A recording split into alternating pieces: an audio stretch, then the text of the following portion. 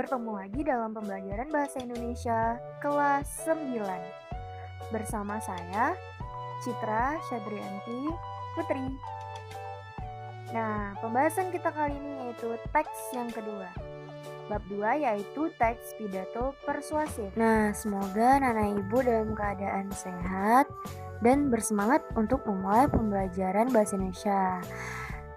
Pada hari ini kita akan belajar tentang menelaah struktur dan ciri kebahasaan dari teks pidato persuasif. Yang pertama, struktur teks pidato persuasif. Struktur yang pertama yaitu pendahuluan. Di pendahuluan ada 3 bagian, ada salam pembuka, ucapan sapaan atau penghormatan, serta ucapan syukur. Baik, salam pembuka. Salam pembuka disesuaikan dengan audiens beragama Islam, maka ucapkan salam pembukanya Assalamualaikum warahmatullahi wabarakatuh. Sedangkan jika audiensnya bersifat umum, maka bisa disesuaikan dengan keadaan. Misalnya pada pagi hari, berarti salam pembukanya mengucapkan selamat pagi. Jika siang hari, maka salam pembukanya selamat siang, dan begitu seterusnya. Yang kedua, pendahuluannya ada ucapan sapaan atau penghormatan. Ucapan sapaan bisa disampaikan di awal dan juga bisa juga di tengah atau di sela-sela pidato. Misalnya, hadirin yang saya hormati.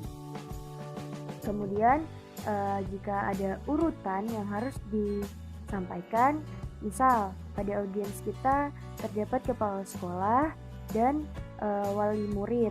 Nah, maka salam penghormatannya menjadi yang saya hormati Ibu Kepala SMP 3 Batanganai. Yang saya hormati wali murid kelas 9.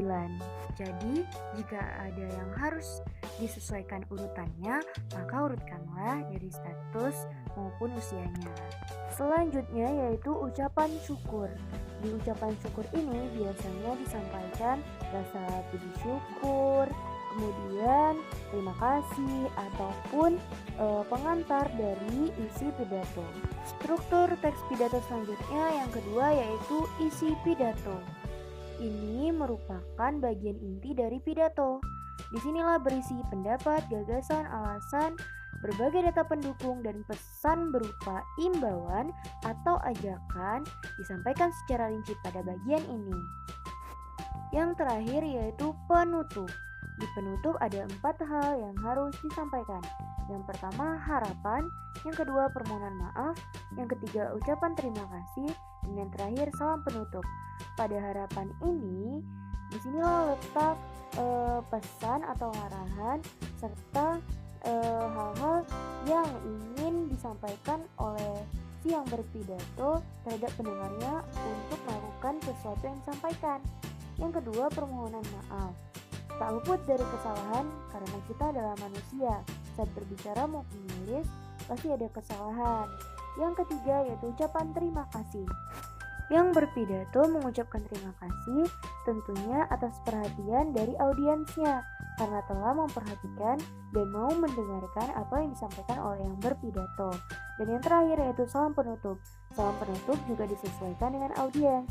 Jika muslim maka ucapkan Assalamualaikum warahmatullahi wabarakatuh. Jika audiensnya umum maka ucapkanlah sesuai dengan keadaan. Misalnya selamat pagi, selamat siang, dan seterusnya. Selanjutnya ciri kebahasaan teks pidato persuasif. Yang pertama kalimat aktif. Kalimat aktif maksudnya kalimat yang berupa kata kerja yang membutuhkan objek. Misalnya, kita harus menjaga kebersihan lingkungan agar tercipta kehidupan yang layak dan sejahtera. Harus menjaga. Setelah menjaga harus ada objek. Menjaga apa? Gitu kan? Nah, yang kedua yaitu kata sapaan. Misalnya, kata sapaan ini yang terhormat Bapak Kepala Sekolah ataupun sapaan di tengah-tengah, misalnya hadirin yang berbahagia atau hadirin yang saya hormati. Seperti itu. Yang ketiga yaitu kalimat persuasif. Kalimat persuasif adalah kalimat yang isinya mengajak seseorang untuk melakukan sesuatu. Contohnya, marilah ke depannya kita sebagai umat manusia lebih giat lagi dalam menjaga kebersihan. Atau, marilah kita sama-sama menjaga atau menghormati atau melakukan protokol kesehatan COVID-19. Nah, marilah, ayolah, janganlah, itu merupakan kalimat persuasif. Selanjutnya, kosakata emotif. Sebuah kosakata yang berhubungan dengan perasaan yang bisa membuat para pendengarnya tersentuh. Contohnya, saya mengutip kata pepatah yang mengatakan bahwa kebersihan adalah sebagian dari iman. Maka apabila seorang tidak peduli terhadap kebersihan, maka ia sesungguhnya bukan merupakan orang yang beriman. Kemudian kosakata bidang ilmu atau istilah.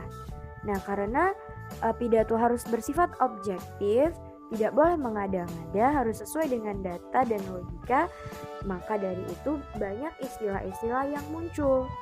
Nah, misalnya dalam rangka membersihkan lingkungan sekolah dari serangan nyamuk Aedes aegypti yang menimbulkan penyakit demam berdarah.